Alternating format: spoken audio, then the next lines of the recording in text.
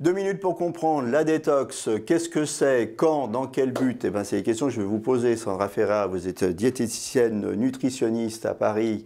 Quand est-ce qu'on doit faire de la détox? Est-ce qu'on doit en faire d'abord? Est-ce qu'on doit en faire? C'est surtout ça la question. La détox, il faut savoir qu'il y a plusieurs formes. Il y a le jeûne intermittent où on ne mange pas pendant 16 heures.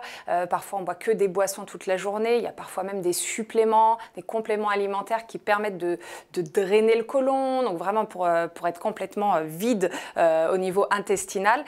Et la détox, je fais partie de celles qui pensent qu'il ne faut pas le faire dans un objectif de perte de poids. Parce que heureusement, notre corps est bien fait. Notre foie permet déjà de détoxifier naturellement l'organisme. Alors souvent on le fait vraiment pour la perte de poids. Le risque, c'est la perte de masse musculaire et la perte d'eau. Parce que quand on arrête de manger, entre guillemets, on perd du muscle et de l'eau. Le jeûne intermittent, lui, est un cas très particulier de la détox où on arrive rarement à perdre du muscle, donc ça va encore. Mais effectivement, attention à ne pas faire ça de manière trop longue, parce que ça va être dangereux pour la santé.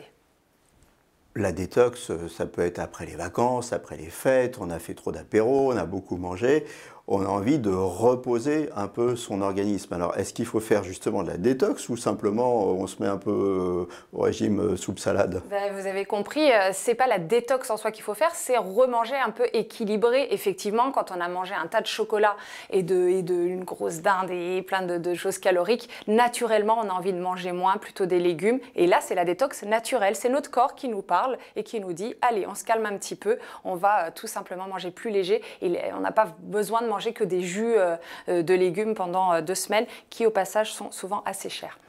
Donc, comme toujours et très souvent, la clé, c'est on écoute son corps. Mais oui, c'est ça, il faut écouter son corps. Écoutons notre corps. Écoutons.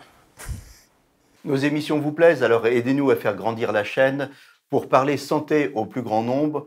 Partagez, likez, abonnez-vous.